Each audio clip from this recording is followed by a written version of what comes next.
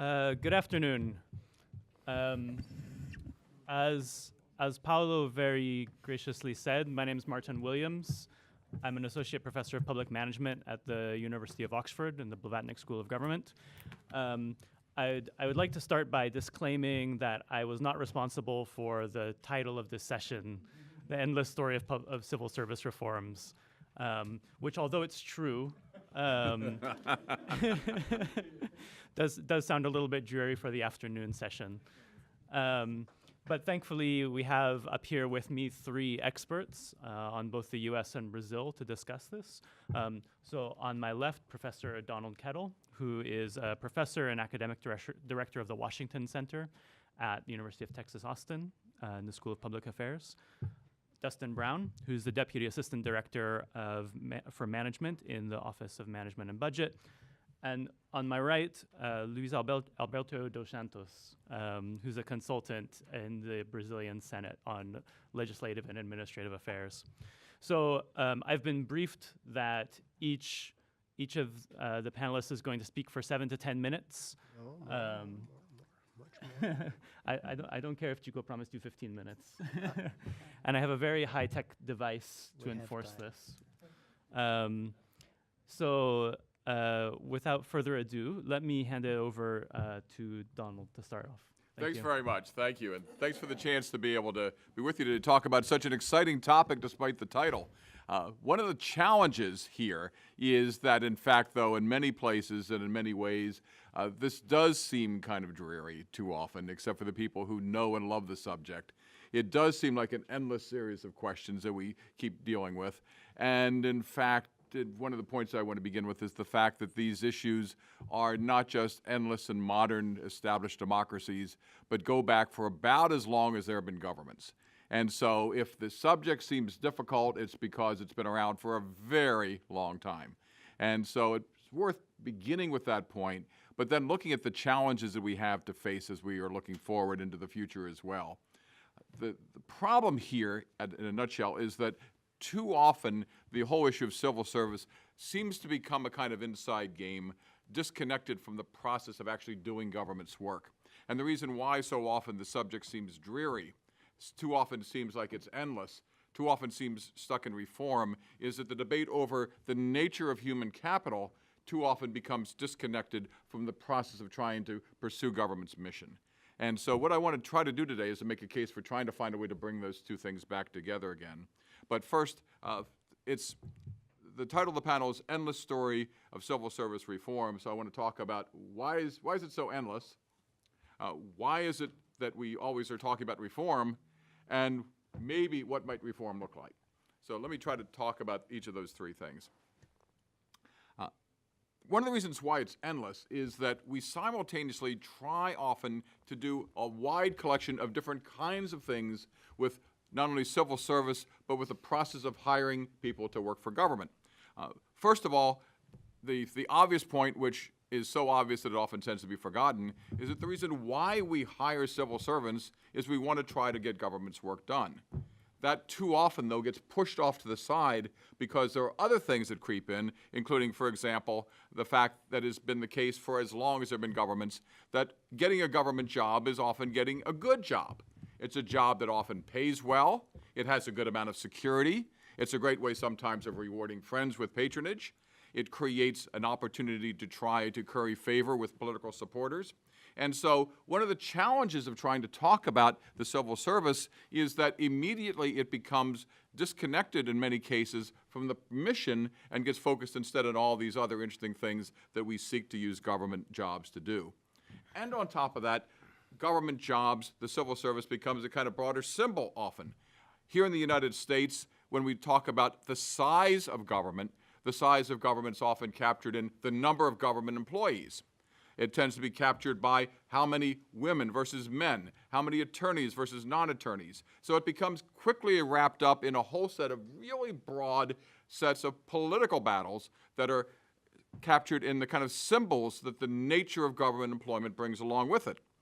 And so one of the problems that we have to try to deal with is that it's endless because we have this constant battle along with the inevitable problem of figuring out how to ensure that the entire process doesn't become full of corruption.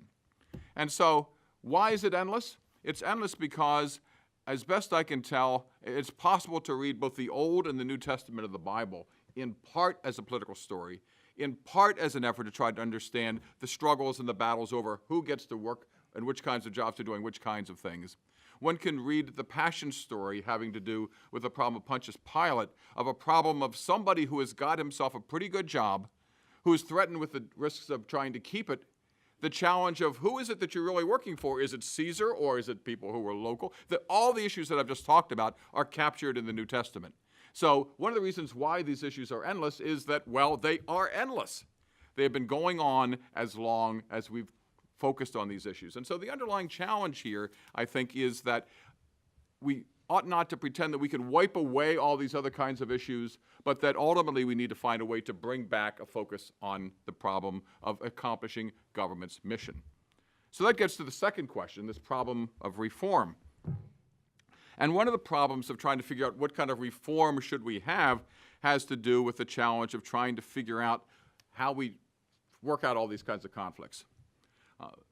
Inevitably, given the multiple things that end up cycling around and shaping the way that civil service debates take place, is that we write lots of rules to try to make sure that we don't have corruption, that we ensure that we have proper kinds of balance, that we ensure fairness in hiring, that we accomplish all the other things we want to do. And of course, then what happens is that the rules begin to take precedence because it's easier to resort to the rules than to figure out how to accomplish the mission.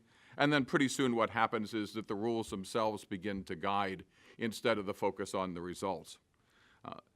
In addition to that, inside, and this is the case at least in the United States and a lot of government agencies, the problem is that the whole process of human capital sometimes becomes just a kind of sideshow, disconnected from the process of trying to figure out how to manage the agencies.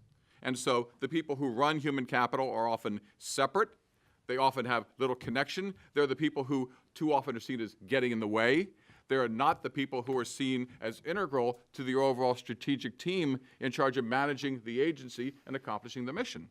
And so we have reform that seeks to try to deal with that problem. And then on top of that, we have a whole collection of new challenges. And let me just sort of tick off 5 of them really quickly, because one of the problems is that systems that are set up and become rigid have a very hard time dealing with, first, the problem of trying to deal with government actions that increasingly operate across agencies, across sectors, across national boundaries. And so the more we focus on rigid rules, the harder it is for government employees to do the kinds of things that have to be done to accomplish work in a modern government. The second thing here is that the pace of change has become incredibly fast. It is very hard for government to try to keep up with the challenges of, if you look at Overbeer and the challenges of the international markets for airplane manufacturing, that how one tries to find a way to create a process that's fast enough to keep up with that market is just a stunning set of problems, even before we get to the questions of technology. I was sitting there watching some of our lunch speakers, and struck by just, how good the picture and the sound was compared to even Skype 2 or 3 years ago. That's just a tiny sign of how fast the pace of change technologically has been, leaving aside the fact that I have in my pocket something that's more powerful than the computer that landed man on the moon. And so the pace of technological change is stunning here.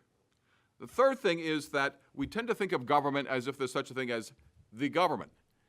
And in reality, what we have is a whole series of different functions, different agencies, different tools. We have regulatory tools, we have tax tools, we have direct service tools, we have contracting tools, we have a whole set of different kinds of functions, and we require different kinds of people with different kinds of skills to accomplish each of these things. And our systems, at least here in the United States, are not very good at being able to match the needs of the people to the tools that they have to use. The fourth thing is that, and again, here, at least in the United States, we're just not very good at planning for human capital. Where is the system going? What kind of people are we going to need? What kinds of people should we hire? And how can we get them into the process to be able to make things work?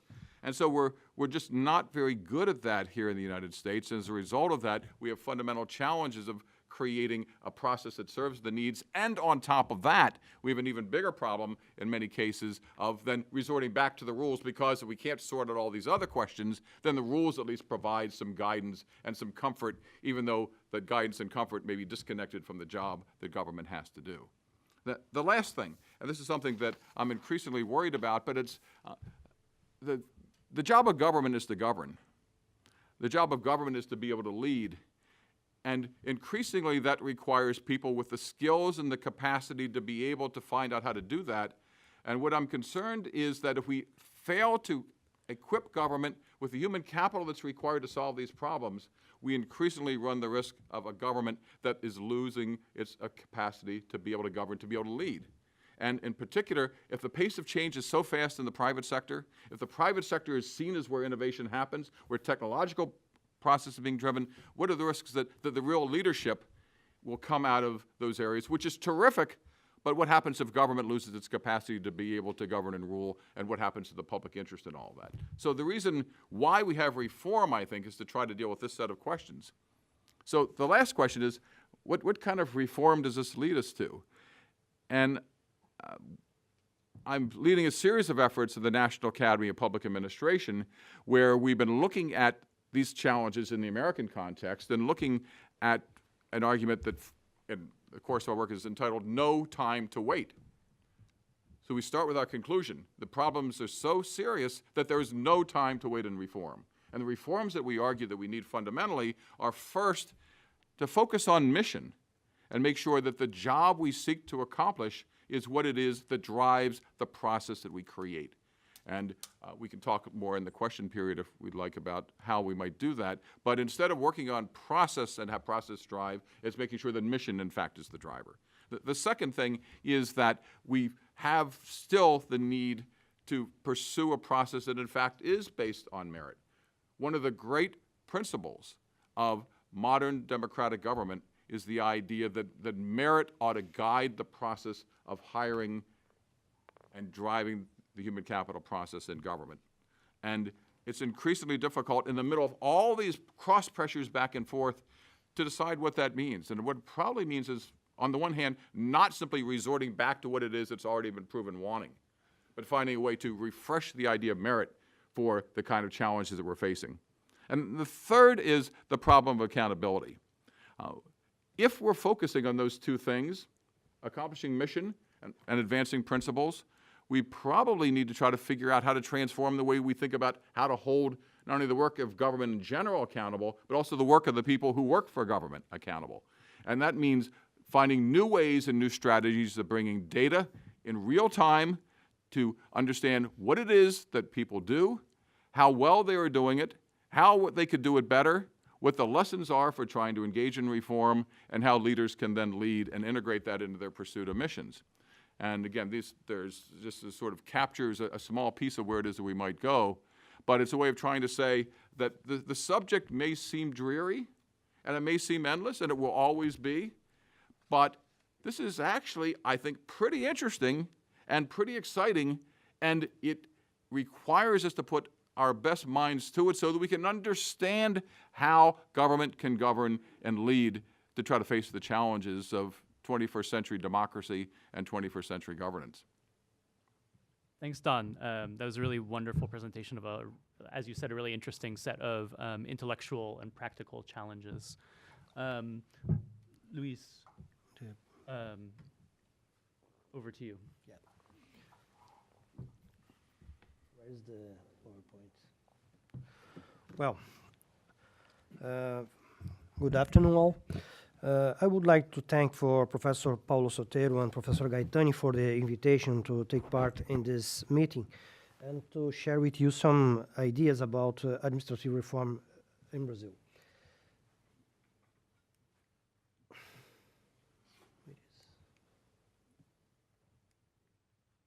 Mr. Rebel.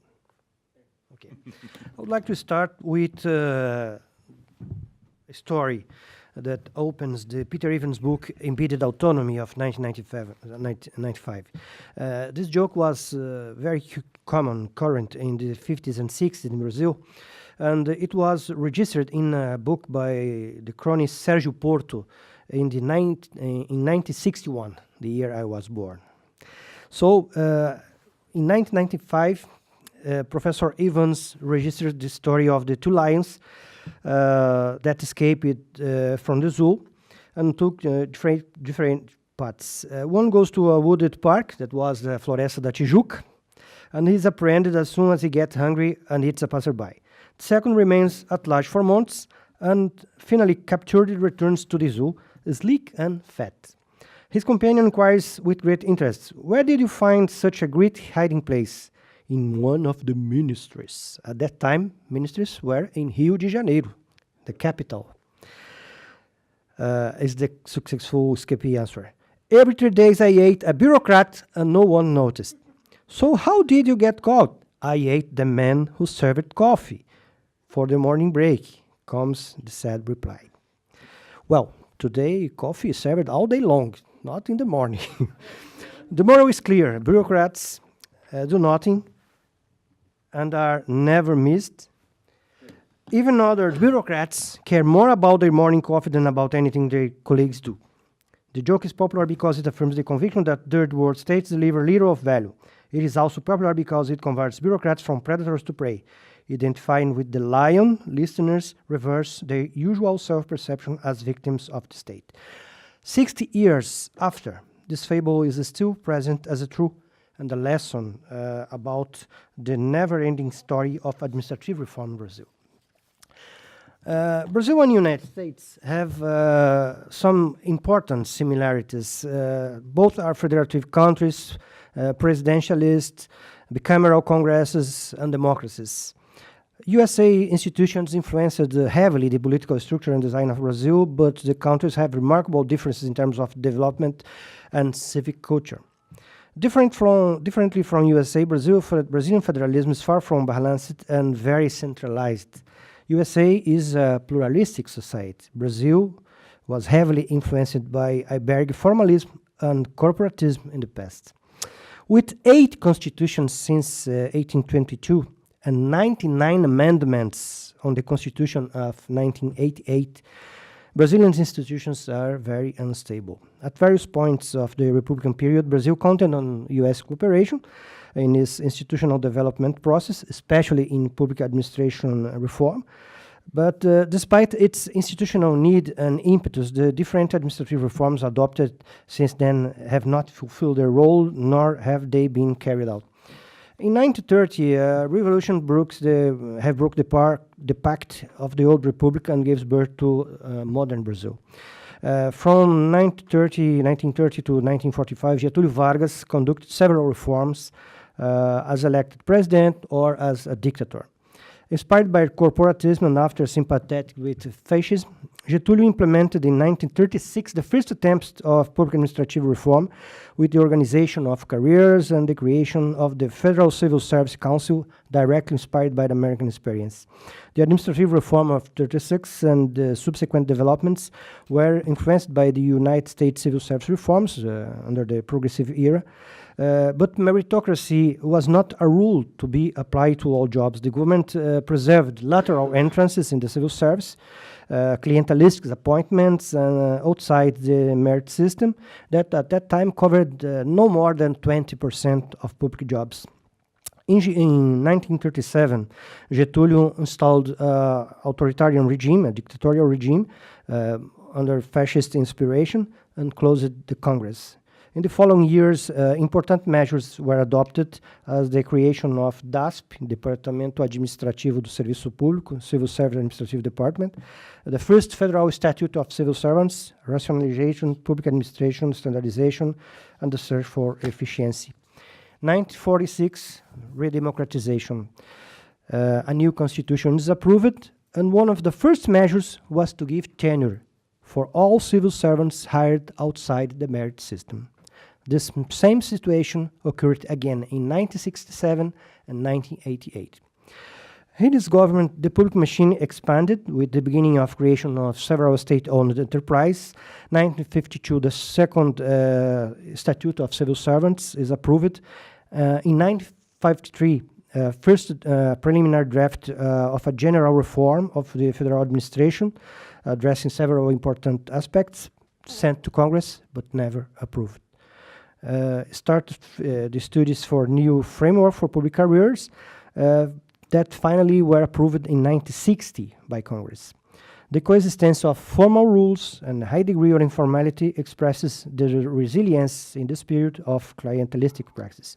During JK and Jango governments, several commissions and committees were created to propose reforms on public administration.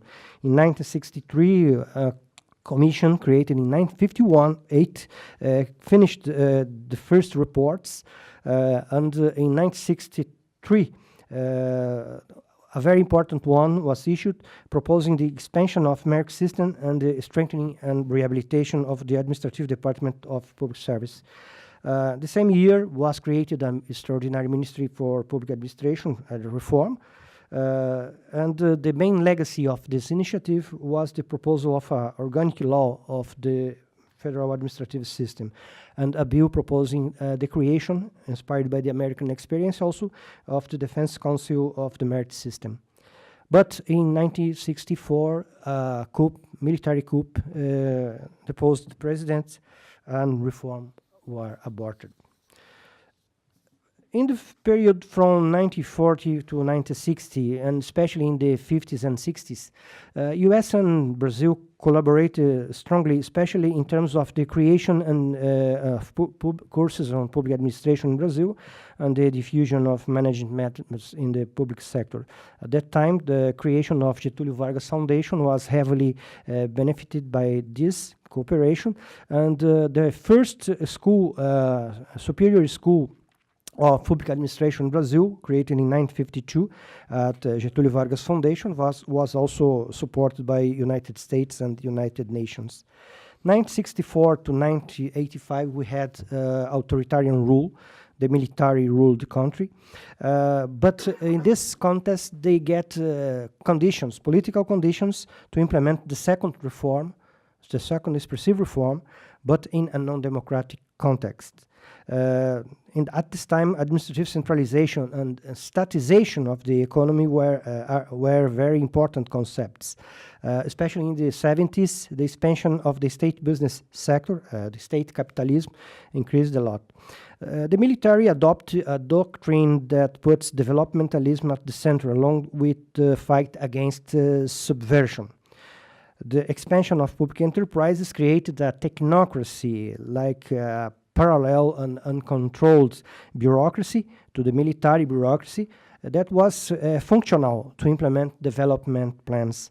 But in the 60s, administrative reform becomes real after the approval, the edition of Decree Law 200, based on studies carried by the commission installed by President João Goulart, with administrative reorganization, coordination, and rationalization principles. In the 70s, a very important process of reorganization of the civil service started, and it was until 1984 unfinished. At that time, important to remark that unionism and strikes were forbidden for civil servants. 1985, we have the democratization of the country. A reframed conservative coalition led by Tancredo Neves and José Sarney starts what we call still today the coalition presidentialism and its patronage practices that are still today present and larger than then. At that time, we had the creation of a Secretary of Public Administration and the creation of an executive group for administrative reform, and those initiatives influenced the mood of society about the importance of administrative reform.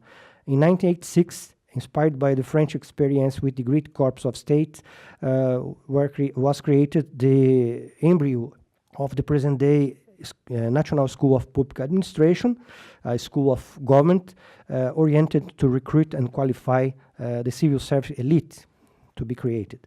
The same year, the National Assembly was elected to prepare the new constitution, and under a perspective of the implementation of parliamentarism, professionalization of state gets political support.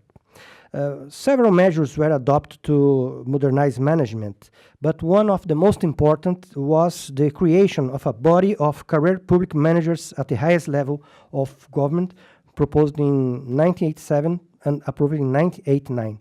Since then, about 1,000 posts were filled by public selection until 2017. 1988 was the year of the new constitution entered in force, about 30 years ago.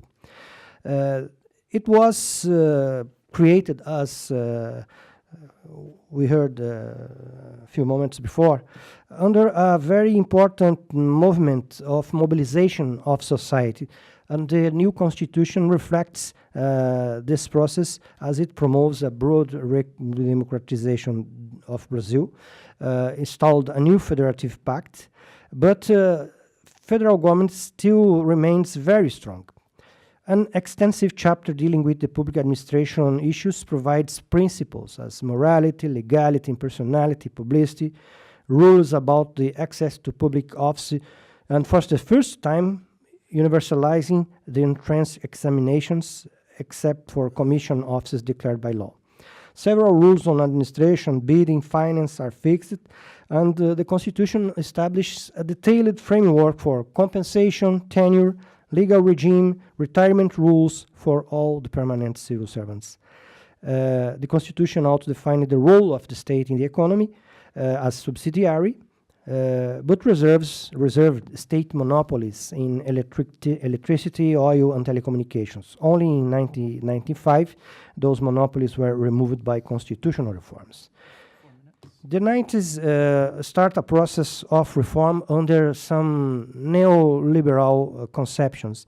In the beginning of the 90s, the color government aimed to control hyperinflation and to finish the economic instability but failed, chose the way to increase antagonism with civil service, and reduction of state was one of the main goals of the state. The president was impeached, and his reform had only the result of disorganization in public administration, including the dismissal of non-tenured civil servants was reverted in the following years, and until 2014 we had this question in the agenda. 1995 we had the presentation by President Fernando Henrique Cardoso under the leadership of Minister Bresser Pereira, the process of administrative reform under the conceptions of the new public management and the reinventing government movement influence. At that time, the concept of efficiency gets a new dimension, and some aspects were addressed by that reform, like the remuneration of state careers linked to performance bonus, management and performance agreements, reintroduction of labor law in the public service, reduction of tenured positions, more autonomy and flexibility for management in terms of executive agencies, regulatory agencies, social organizations. Much of the proposals of that period are present today in some states and also in the discourse of some political parties in Brazil. In 1998, after 3 years, Congress approved a new constitutional amendment reframing some aspects of the Constitution of 1988. Under the economic crisis that at that time imposed several restrictions, Congress approved, not easily, a lot of changes in Constitution that were implemented progressively but not completely in the next years, especially under the idea that public employment must be reintroduced, and at last the Supreme Court suspended that change because it was not regularly approved. The possibility of dismissal of public servants, inclusive the tenured servants for insufficient performance, wage tightening policies to reduce the payroll, and one question that is still today in the agenda, the ceiling for compensations, using as parameter the Supreme Court justices. So it was the orientation of that reform. And in the period of Dilma and Lula, we didn't have exactly a narrative of administrative reform, but it does not mean that nothing has been done. In fact, the main orientation at that time was to recover the institutional capacity of public administration.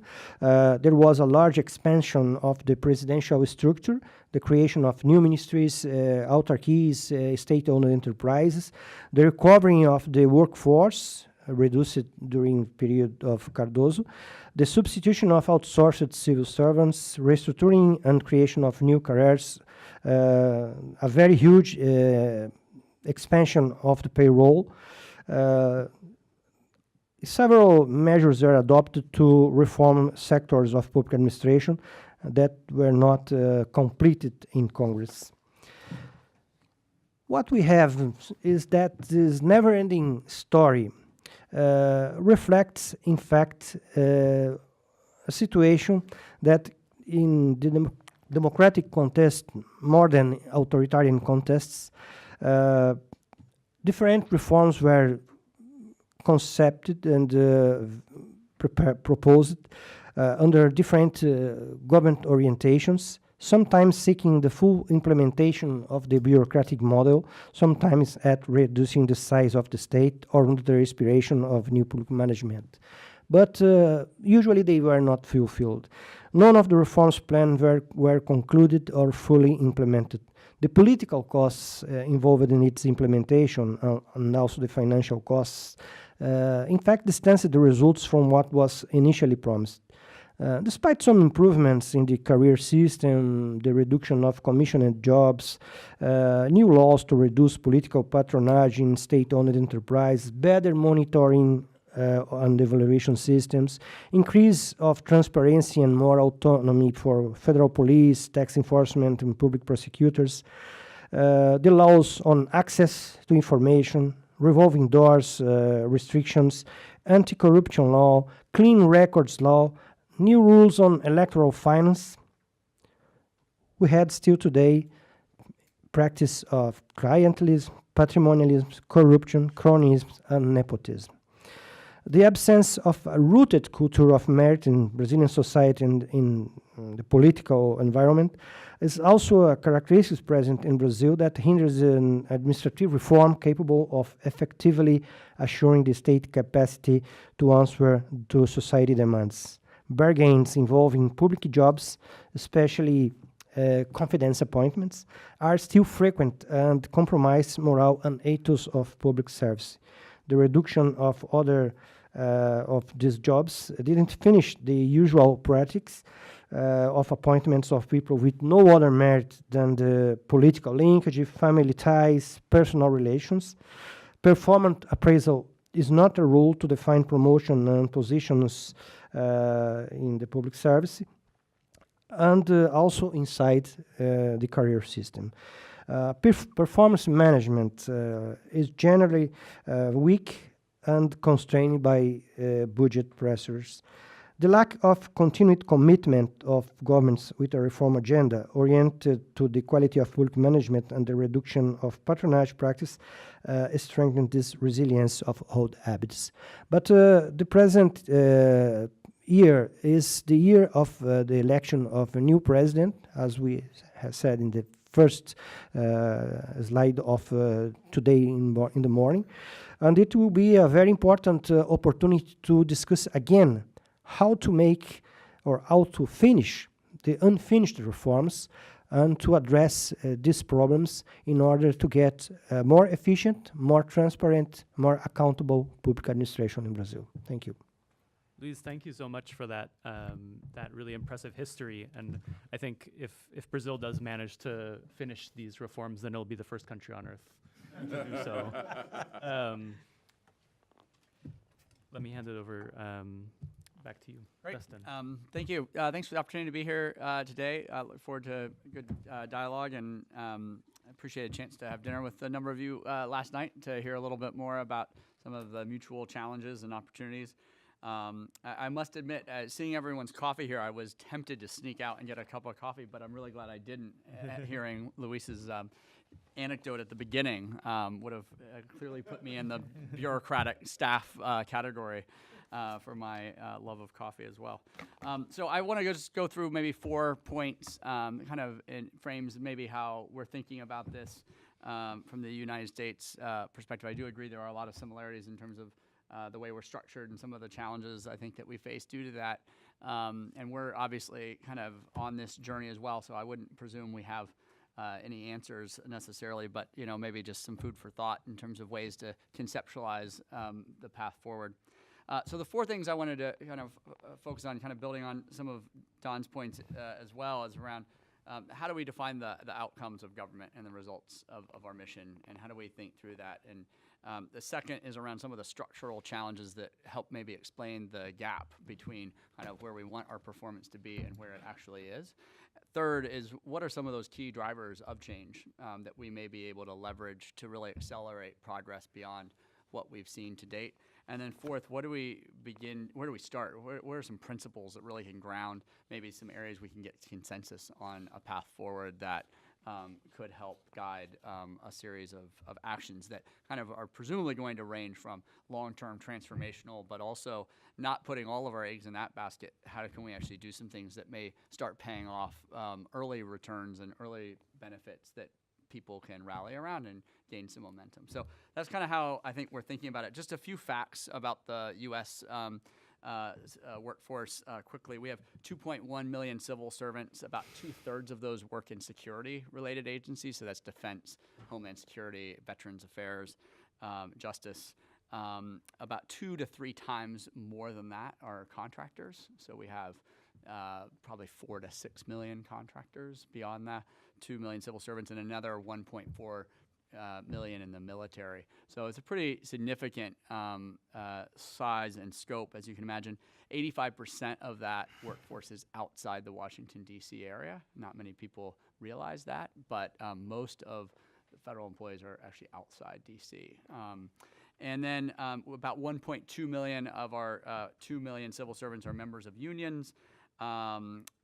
We do generally kind of overpay at the bottom ends of our pay scale and underpay at the more senior pay scale. I think that is not something unique to the U.S. I see a lot of nodding heads.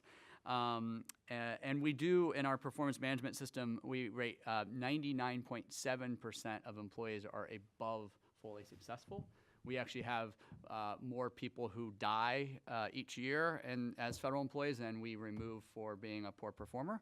So that is not something I'm very proud of, but it is definitely something that is a challenge in our kind of performance management system. So kind of that's the basic context that we're operating under within the U.S. I think that, going back to where we start with the outcomes of government, I think it's a very simple but also difficult question that many countries face in asking. And I would ask you this question. Do you know how many outcomes there are in the Brazilian government is trying to achieve? It took us about 200 years to answer that question in the United States. We finally have been able to answer it with a performance framework that has 330 outcomes that are comprehensive of the U.S. budget, that's taking the strategic plans in each of the different agencies. As I know, almost every agency has a planning framework in place. The question is it really definitive? Is it consistent? Do you use it? Can you hold people accountable for it? Can you assign resources to it? We do finally have that in place. It took a long time to get there. But we also require our agencies to tell us how well they're doing. So we make them force rank. They have to tell us 10 to 20% that are doing well, and they have to tell us 10 to 20% that are not doing well.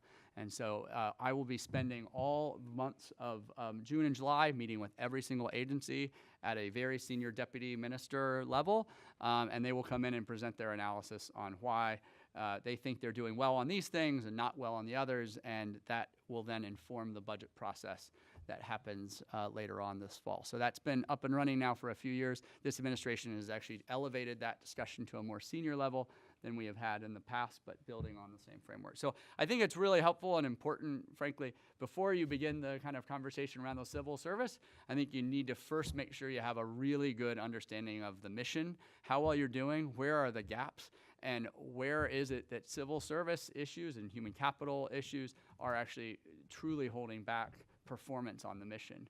And I think that's a much stronger place to start the discussion of civil service reform than just starting to talk about pay, benefits, compensation, unions, et cetera, et cetera. Once you start going down that, you're focused on the means to an end rather than actually staying focused on the end itself. So that's my biggest, I think, advice. And I think we've come a long way in being able to measure the outcomes. We have tremendous amount of data now on citizen feedback with different government services. If you've seen the going through the TSA airport, the happy or not button, our office was the one who led the effort to get TSA to actually put happy or not buttons when you go through this so that TSA could get not just annual feedback, but real-time daily feedback on the experience of travelers. So it's not just a security mission that TSA is focused on, but also a service mission. So those types of things I think are extremely important when thinking through that. We also have surveys of managers and how satisfied they are with services they get from HR, IT, procurement. We get annual data that give us good feedback there.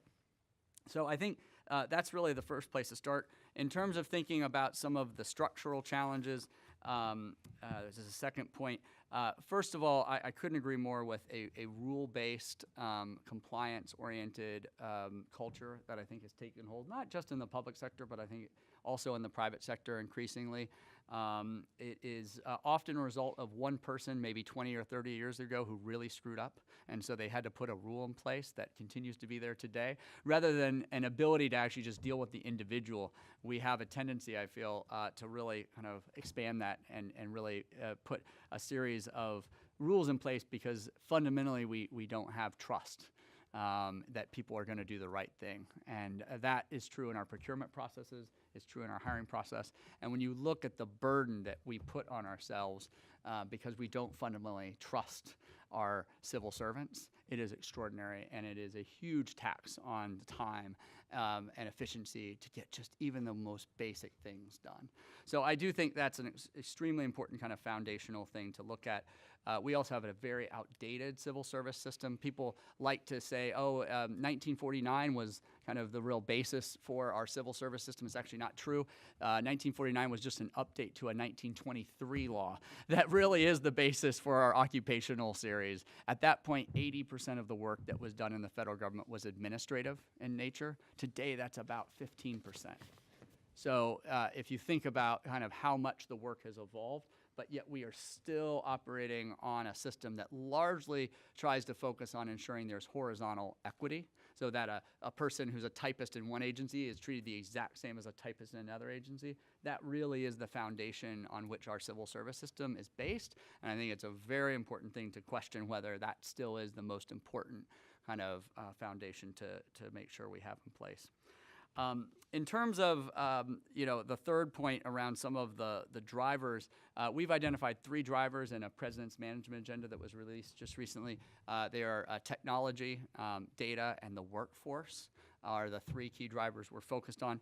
With respect to the workforce, we're really leveraging an annual survey that we do, and I had a chance to talk to Matthew about this last night, of our workforce, which started about 2002, mainly focused on high-level trends.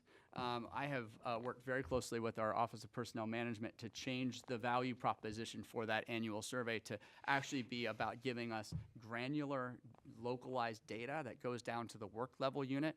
So we used to get about 300 or 400 organizational breakouts at the ministry, maybe one level below. Today we have 28,000 organizational breakouts. And I would argue it's the most powerful spreadsheet that exists in the federal government. I literally have it on my laptop in the back of the room.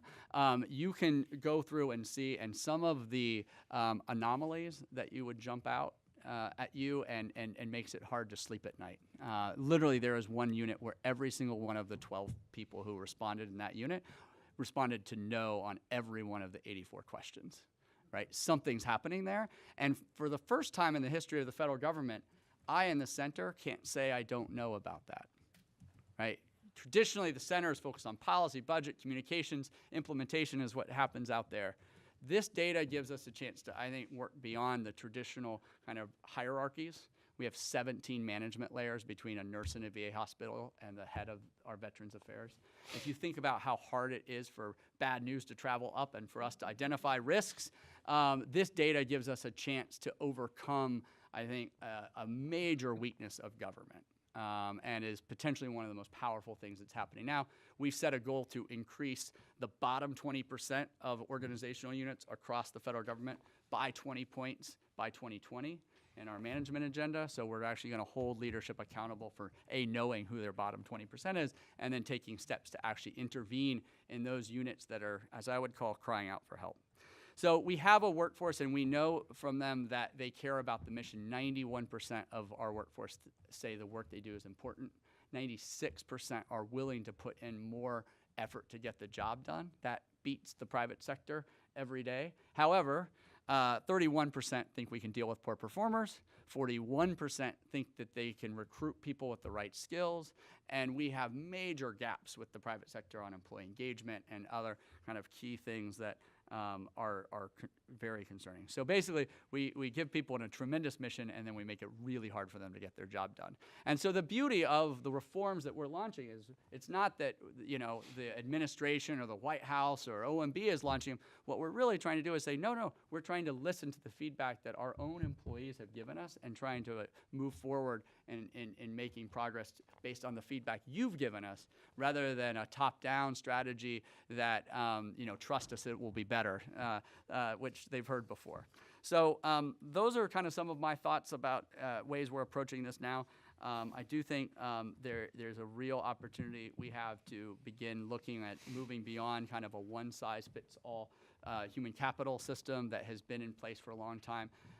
The most recent kind of idea to gain some traction is to begin graduating occupations from our general schedule, which today now only represents 2/3 of the federal workforce, because increasingly agencies have been getting exemptions from the traditional general schedule because it doesn't meet their needs. Most recently, our cyber workforce has been given an exemption, and so we have our Department of Homeland Security creating a whole new set of occupation standards, skills, pay, compensation for our cyber workforce that offers a potential model for us to replicate for other types of occupations where the data and the evidence is clear. One-size-fits-all structure is not going to meet the needs for us, our recruitment needs, our retention needs, and frankly, the mission needs that are driving it. So that's probably one of the areas I'm most excited about, potentially kind of overcoming some of the traditional barriers that have made it difficult for us to make progress on this complex issue. So I look forward to the questions.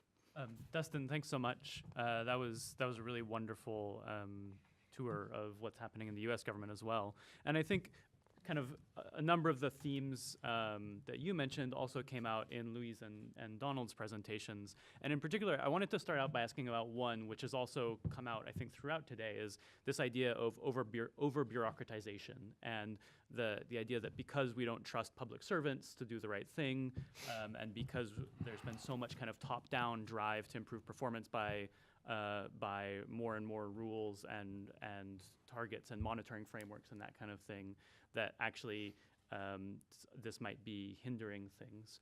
And so I was wondering if maybe our three panelists could reflect briefly on what actually can be done about this, right? It's like sort of difficult to de-bureaucratize some of these things in a way.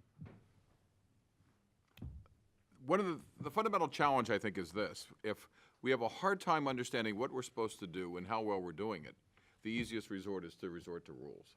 And the more that you have problems saying, well, government's not working very well, or this process isn't working right, the easiest solution is to write more rules.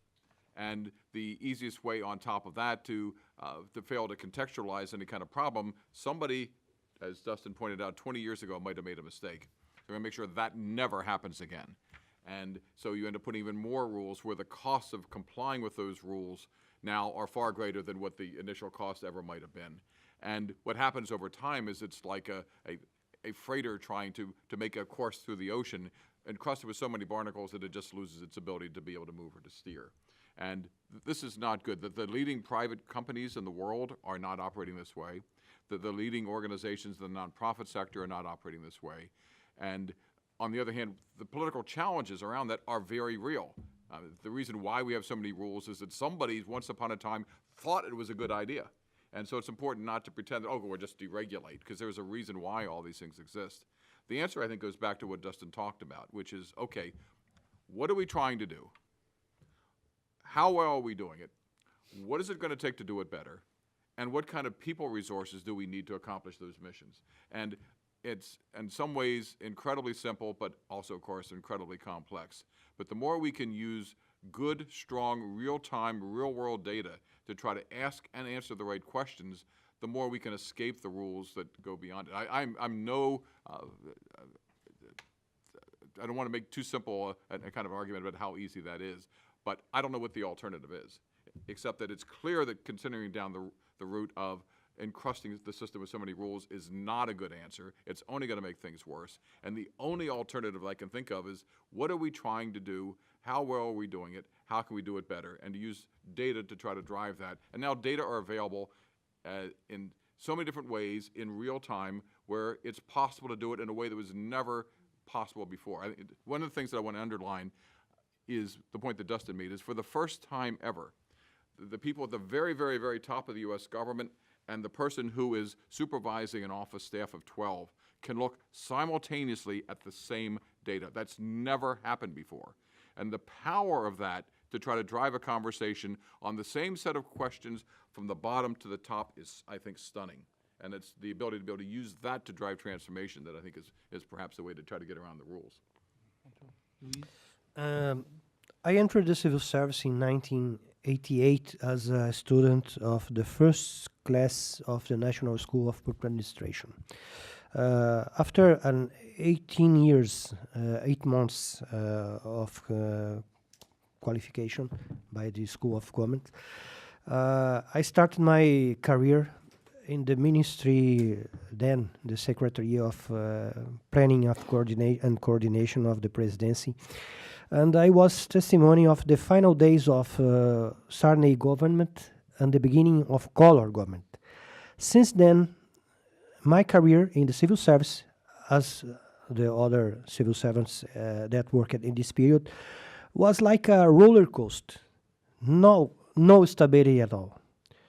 Every year, the risks of reform in order to reduce the rights, the guarantees, the stability, and the wages of the civil servants. Still today, this is present in Brazil.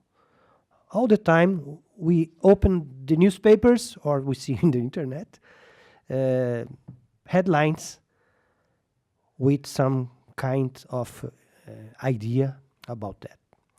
Promises to reduce wages, promises to reduce the guarantees of the civil servants. I don't believe that we have really in Brazil over-bureaucratization. In fact, politicians have a high degree of autonomy to govern. We do not have representative bureaucracy in Brazil. We have something like Fred Riggs classified in the 60s, compensated bureaucracy. The political command of public administration is in charge of the decisions, and usually civil servants in Brazil obey.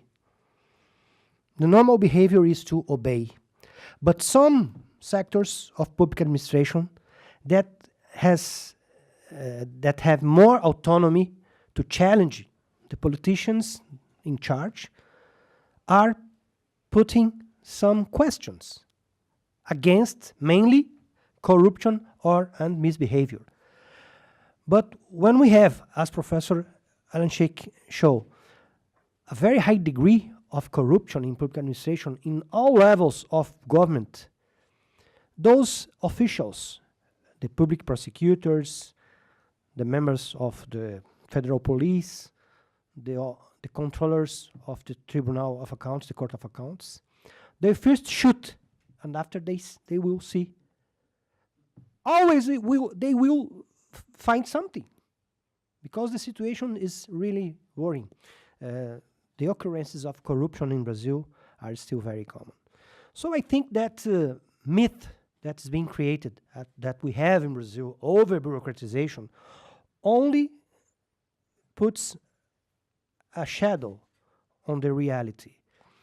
And from my point of view, we need more bureaucracy. Bureaucracy in the Weberian style. But bureaucracy, as Professor Peter Evans said in his book, embedded with society, embedded autonomy. It is the solution, I think, will put the public service in service of the public. So just quickly, I think getting back to this issue of trust, we have a saying, I assume you have one similar, trust but verify. I think the verify part's always been the hard part, and I think the reason the data thing is so exciting is it gives us a chance to actually get past the traditional ways that we've tried to verify and actually leapfrog a bit some of the ability for all parts of the organization to really better understand when things are on track, when things are off track, and have more real-time feedback. That gives us a chance to maybe loosen up some of the rule-based kind of models that we've been operating under for quite a while and have become pretty frustrating. I think the second thing is around technology. So we hear tons of feedback of how broken the federal hiring process is, and it is completely true. It's probably worse than people think. But one of the things we recognize is all of the tools are facing our HR resource individuals. We bemoan the lack of engagement from our managers in recruitment and selection, but we haven't given them any tools. And if I look at how many different systems I log into in a given week, technology has enabled me now to interact much more directly with systems in a way that 10, 20 years ago was never expected. That was all to be done by others, and the managers were just going to see 3 names of people and select from there. The current kind of limitations on that, I think, make it difficult. So I worked with our Office of Personnel Management to design TurboTax for federal hiring that actually could be for managers to interface directly with the hiring process, so they were much more engaged in the criteria, the responsibilities, the selection process. So it gave them more of an active role in the process rather than just relying on an HR workforce, which also admittedly is not our top performing area of the government. So using technology to overcome some of those traditional barriers, I think, is the second thing. And then third is our accountability structures, I think, need to be completely relooked at. All of our kind of support is traditionally offered today to our federal employees. If an employee individual has a concern with management action or a grievance, they have 6 or 7 different institutions they can go to, and they usually do. And we look at that same question about what sort of support are we giving to our managers who may want to remove a poor performing employee or work on reskilling or some other kind of action to deal with a challenge. And it's very limited and it's uneven.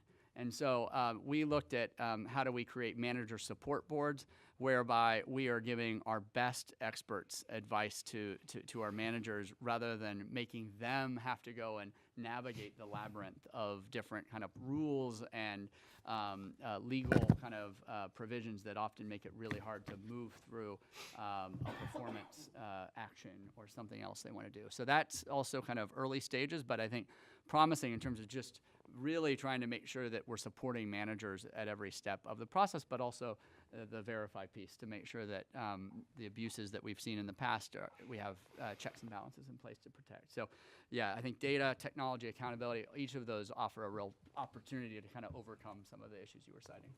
Great, thank you. We have a chance for maybe 3 very brief questions we can collect together for the panel.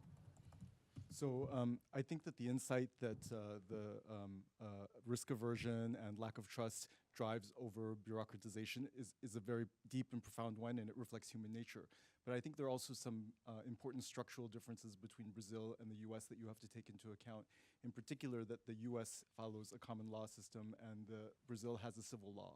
And so just to overly simplify, in the US, if no one says you can't do it, then you can do it. And in a civil law system, if no one says you can do it, then you probably can't do it. So this is something that is inscribed both in legislation, but it's also inscribed in the culture and mentality. So, you know, I'm curious to know if anyone's looked at this or how we can start moving that, because it's not just about taking away the rules. People will still sort of pace within the former restrictions until you enable them to take more initiative. Great, thank you. Thank you. I will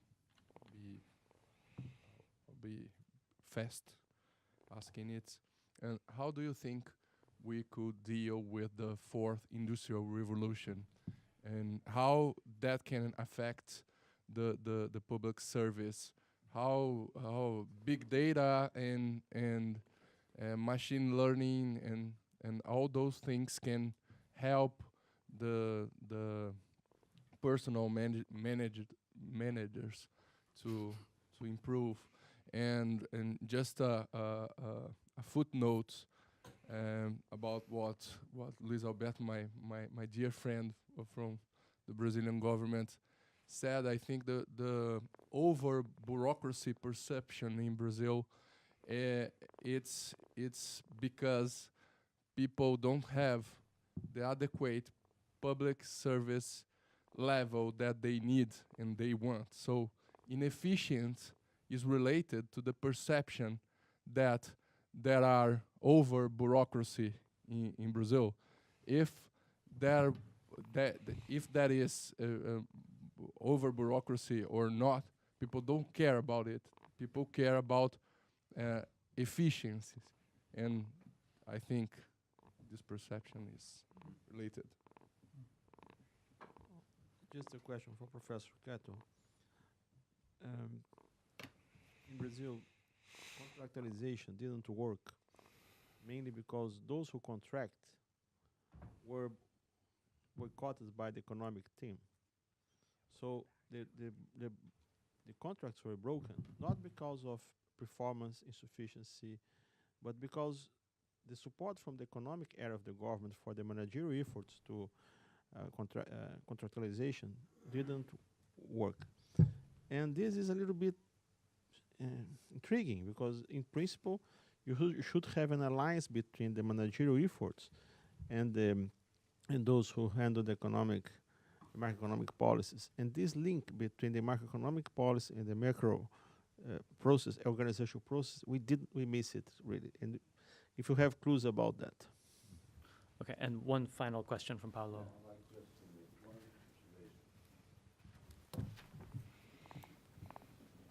For those who are not aware, the Wilson Center is an instrumentality of the U.S. government.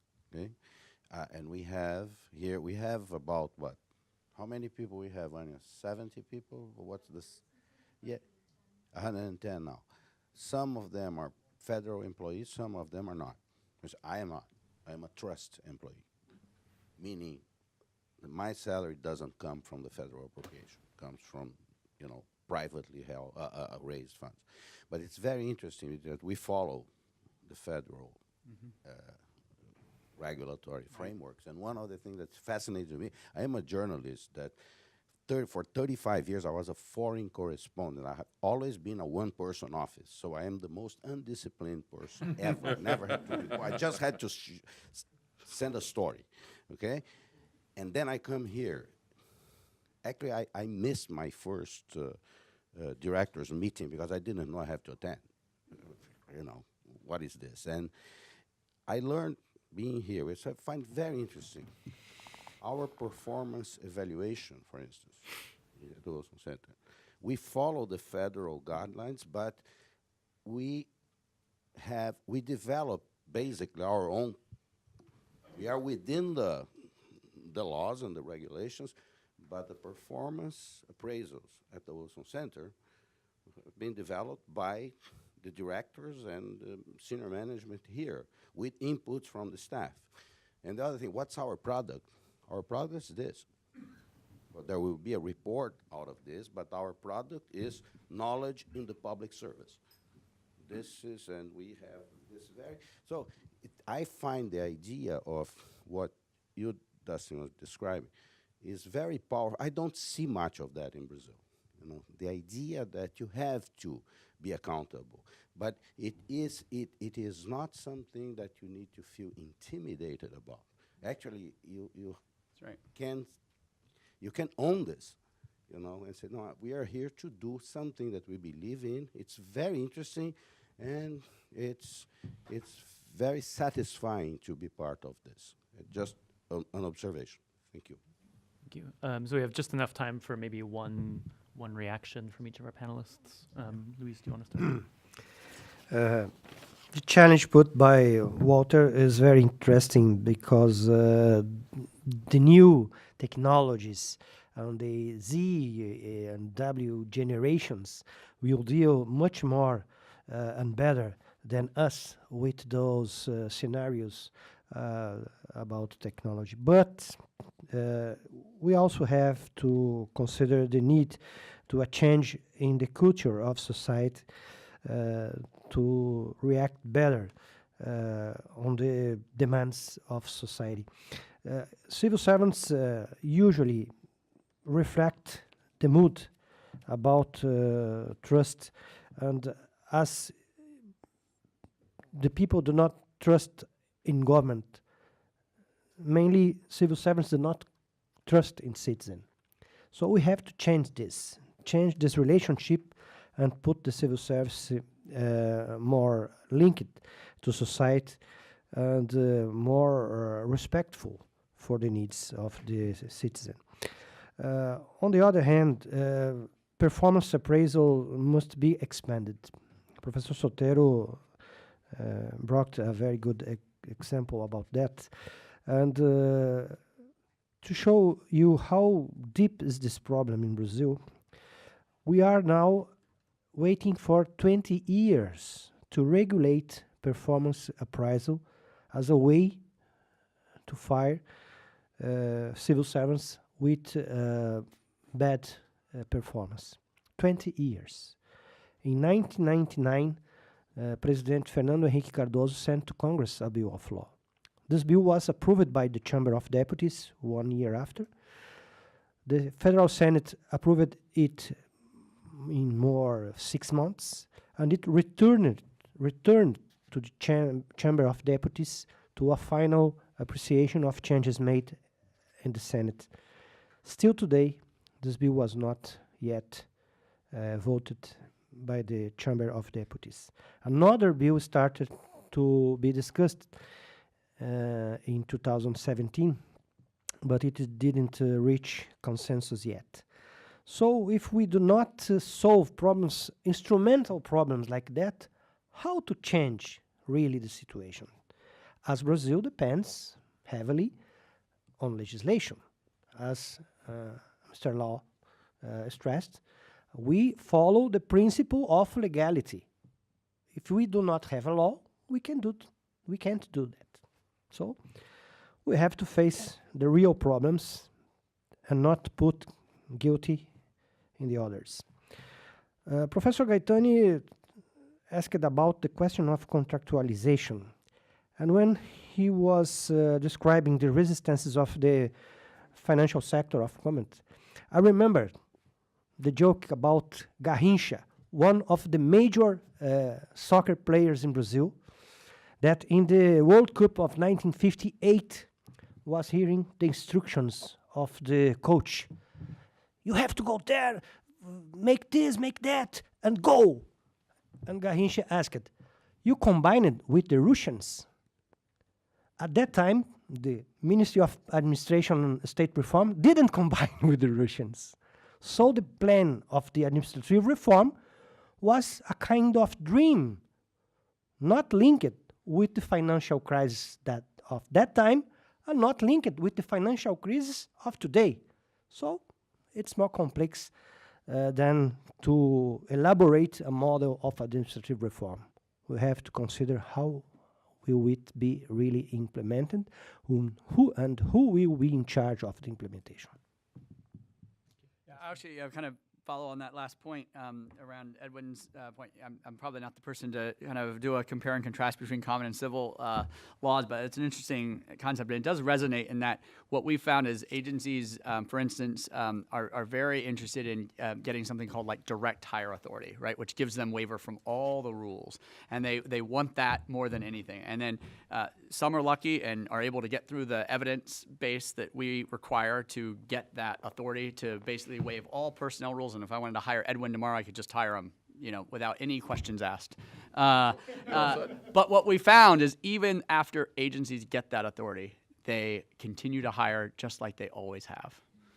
Because what's required, right, is change management. And you need people who understand how to change people's behaviors, who have always done hiring a certain way. And even when you give them a new tool, they don't know how to do something different than they've always done. And so I do think that's an area, as we look at the skill sets that we are in real need for, it's a lot in the change management kind of space, and how do you really kind of affect behaviors in a systematic way. So I do think, regardless of kind of which side you're at, that is going to be required if you're going to be effective at doing something differently. On the Walter's point around big data and AI, we are just, I'd say, at the early stages of truly kind of grappling with the impact of that to our work. Luckily, we have somebody who's come in as my new boss from the private sector who's very well steeped in all of those areas and is really pushing us to figure out the impact on the workforce. We actually even published some data in our management agenda around the potential impact of what % of federal jobs could be automated.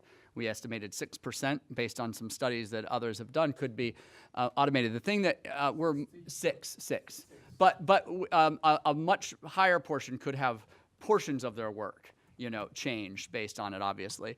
And the thing we're trying to grapple with is how do we use this to shift from lower value to higher value work? A lot of the work that gets done, I'd say, in a lot of public sector and increasingly private sector too, is compliance-oriented work that could potentially be automated. We actually have in our financial management systems people today that are adding in bots that do the work that people had been doing and allow them to actually come in and just look at the exception reports in the morning because the scripts have been running overnight without a need for their intervention. So we have one of our 6 top goals is actually around shifting from low value to high value work. We've actually started to even go through a process of giving every one of our ministries a target where they identify how many hours they can shift from lower value activity to higher value activity, potentially leveraging kind of this sort of technology. One of our agencies has already set a goal of 50,000 hours that they want to try to drive to begin kind of engaging the workforce and also getting their ideas. So this isn't all just top down, but also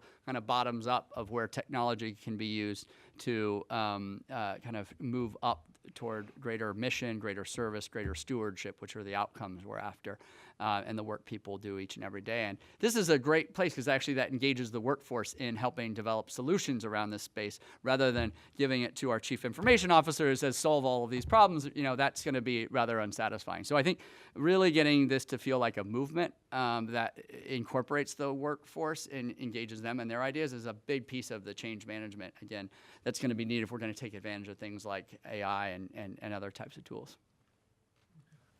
Let me try to answer all 4 questions by suggesting that all 4 questions are actually maybe one question.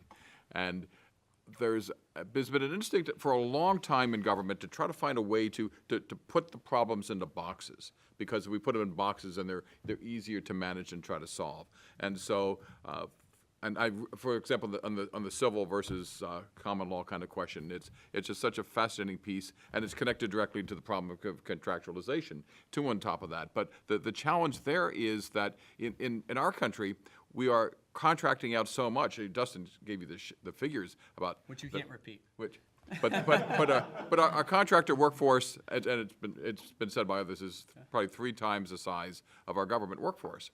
And what would happen in a workforce where you have people in the contractor side who are driven by a set of common law, and people in government who are governed by a set of public law, and say, okay, now work together? What could possibly go wrong? And what happens is that by trying, as we have, to solve the problem by putting them in boxes, we've only aggravated our problem. And so, and that's And that's another way of coming, what I'm arguing is that that sort of comes at the basic civil service question through the side door. What's happening increasingly, to sort of step back and look sort of 20 years down the road, my guess is that a lot of these discussions are going to seem very, very quaint. That increasingly we're going to have a problem and a challenge where it's going to be hard to figure out what it is that government is, that it's going to be increasingly interpenetrated. It will increasingly interpenetrate society, and on the other hand, society will be increasingly a part of pursuing the public interest. And the answer of trying to find new ways of writing new rules or putting new structures around it are going to seem just hopelessly antiquated. And so the challenge is trying to figure out what to do about that. And that's really, so it said two questions. One is, as Dustin pointed out, what is the high-value work that government can, must, should do? And that's the first set of questions. And the second is, what kind of capacity does it need to do it? And both of those things, I think, are focused on the point that government's somehow got to get smart enough to be able to govern. If we have more of this interpenetration, it would be very easy for government to be a junior partner in a much more complex relationship over which it has relatively little leverage. That would be not good. But on the other hand, how could government govern? And I think increasingly it means devising a strategy for not only artificial intelligence, but basically data and information as the new language created the connections, focusing on goals and on results, and using that to try to drive the partnerships. And that, I think, is the fundamental possibility for transforming the relationship between government and its contractors, between the role of government and civil and common law. It is the foundation for driving performance, I think. So it's worth trying to think about, what if we step back from the narrow kind of conversation, pick up our phones, understand that we can now make a transaction by simply swiping it over a terminal, which in essence, has the destruction of jobs of people who are in public finance, because we're very close to being able to automate it all. And so what does that mean? It means that the information is going to be transforming the workforce, but transforming the nature of the conversation. And that, I think, is incredibly exciting, but it's one where I think the work of groups like this are so incredibly important for not only trying to figure out what do we do now, but how do we understand where we're going, and how do we try to solve the problems by putting in place now the systems that we're going to need to be able to govern effectively in 2030 or 2040, when my students who are now finishing up the final exams are going to be out there running the world. Thank you. So we've gone from the endless story to exciting futurism, all in an hour and a quarter. Please join me again in thanking our three panelists. This has been wonderful.